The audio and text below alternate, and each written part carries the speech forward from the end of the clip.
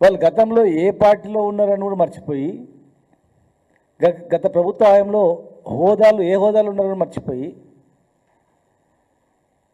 రాజకీయాలకు ఒక విలువలు లేకుండా ఇష్టానుసారంగా మాట్లాడేది చాలా బాధాకరం.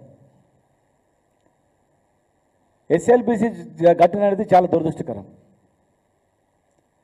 మేము రాజకీయాలు చేయట్లేదు. రాజకీయాలు చేయదలుచుకుంటే సంఘటన జరిగిన రోజే గగ్గోలు పెట్టేవాళ్ళం. సంఘటన జరిగిన రోజే అక్కడ వెళ్ళి రాజకీయం చేసేవాళ్ళం.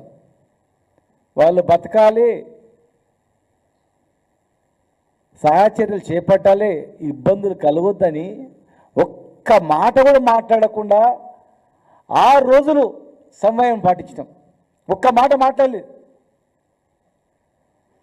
వాళ్ళు ఎప్పుడైతే రాజకీయం చేసిండ్రో అప్పుడు మాట్లాడాల్సి వచ్చింది.